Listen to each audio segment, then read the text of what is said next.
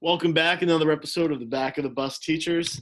Doing a little object-based lesson tonight, and we're going to do something on this. Hopefully I can get it all into the screen. It would be put like this.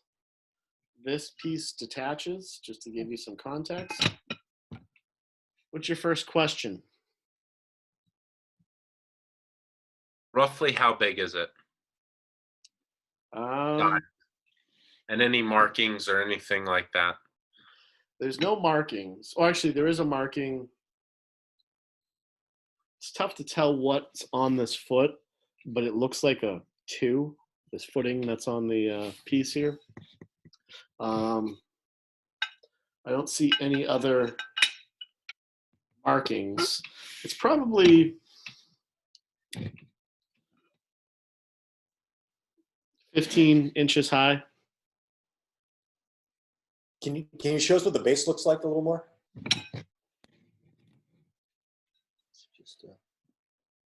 So it's a pretty solid base. I don't know if these grooves here are meant to keep it in place. Like you may want to kind of hammer this into something to kind of give it some stability. It's made of metal, very heavy duty metal. It's got some weight to it. I'd probably put it maybe 2 to 3 pounds.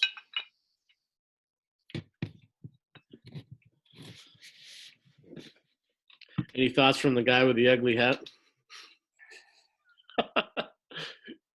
I want to say, I mean, it's almost obvious to me, but I almost say you're tricking us, and the fact that I have my my hat on is probably driving your anger to really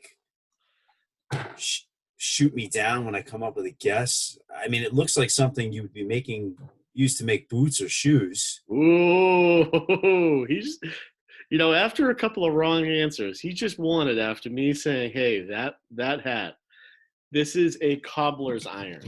Okay. All right. So you would put your shoe on here, and as a cobbler, you would hammer it down. Like I said, you would probably nail this down so that it would be solid, and you would do some serious work. And it goes with the theme of a lot of the objects that we've been looking at the last couple of episodes is imagine the work that it takes to create something. And when we kind of take for granted, we just go, even today now, hey, you want to buy something? I don't even have to leave my house. My wife buys like 8,000 Amazon or Target boxes.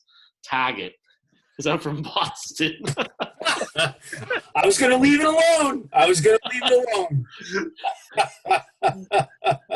You could just go online and buy stuff, or you could go into a store and buy stuff. Back in the day when they were making shoes, and I'm sure cobblers still use this today, but not as prevalent as back in the day. But they would have to hammer these in. They would have to do some serious work, and it was pretty labor intensive.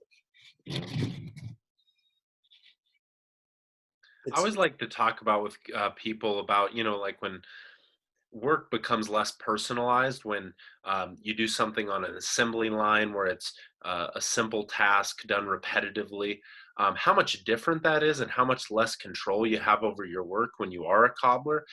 Being a cobbler, as you're saying, it is hard work, but if you want to go to your kid's soccer game, you can plan your work around it. Whereas, when you're working 8 to 5 at the factory and you say, hey boss, like this, I need to go and work or I need to go watch my kid play soccer, and they say, well, never come back, And so I think it's kind of interesting, the lack of control and like the mechanization, how that changes, but also the work ethic that it would take to do some of these. That's interesting to me. Work being less impersonalized. Whoa. I like that. When I talk about that, I definitely talk about that. And I also talk about just the pride. Like if I work in a factory in an assembly line, maybe I put a rivet into something or something else. It's really, I didn't create anything. But if you created a shoe by yourself and it's a beautiful shoe and it fits that person perfectly, you can have pride in that. And that's something that leads to great discussions in your classroom. Mhm.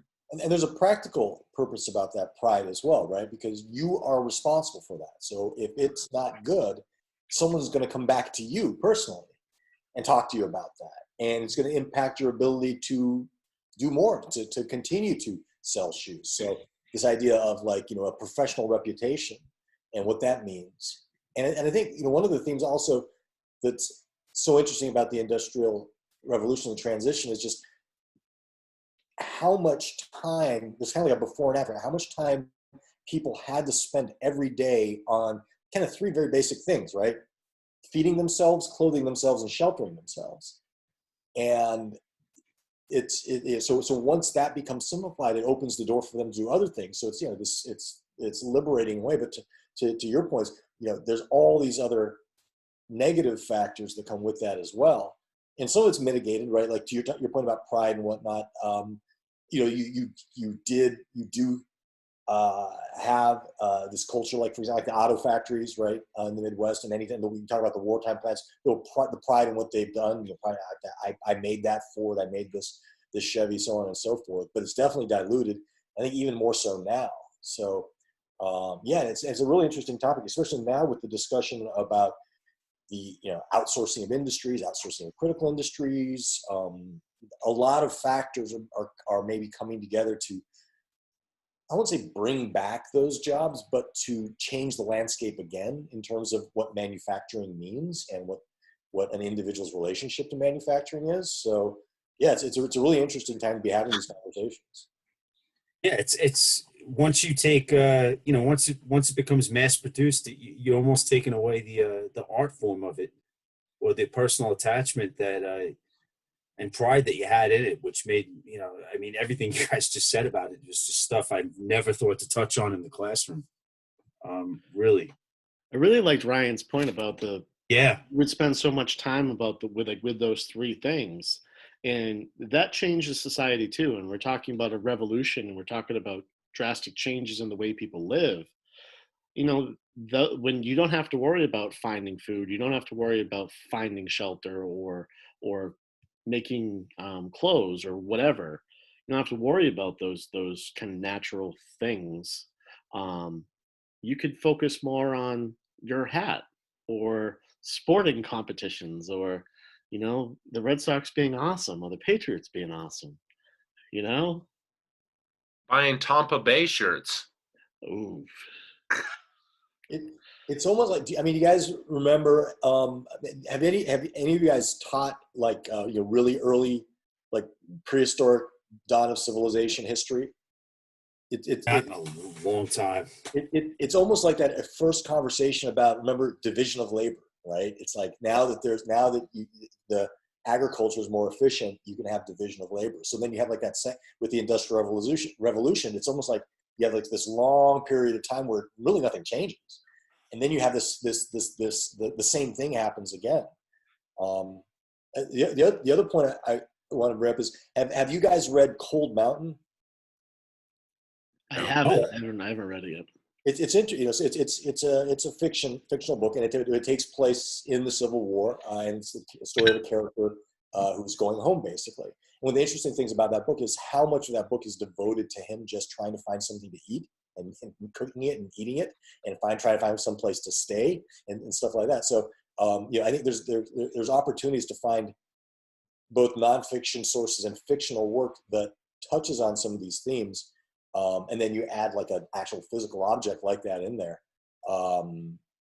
It's pretty cool. It's a nice way to kind of grab someone's attention and shake their tree a little bit.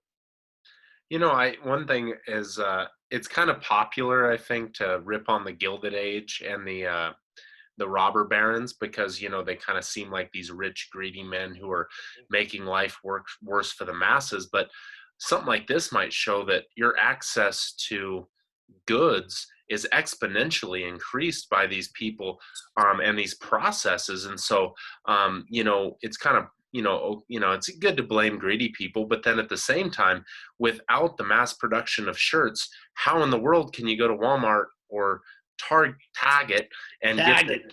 Target. There you go. It's kind of interesting. I just read a DBQ by one of my students. We're looking at consumerism and mass consumerism and looking at whether it's a positive or a negative. And you can definitely see how, these kind of objects that we've discussed in the last couple episodes would really change people's lives and change the way people are able to function and live. And I think this discussion's been really, really cool in getting to it, and that's kind of again, I'm echoing what I've said before. The beauty of objects is it can lead to these discussions. It could take you anywhere in the social sciences, society, economics, you name it. It's just from an object. That was a good one. That was a real cool one. Any final words? No, I'm blown away. I think I'd like to attribute the fact that I was able to guess it to my thinking cap, my new lucky thinking cap. Good luck. Maybe we'll see a baseball game this summer. Who knows? Yeah. I'm going to wear this for the next – you know what? In typical baseball fashion, I'm going to keep wearing this until I get one wrong. It's your rally cap. Yeah, it is. It is. It really is. All right. Until next time, everybody, thank you for joining us. We've got lots more to talk about at some point.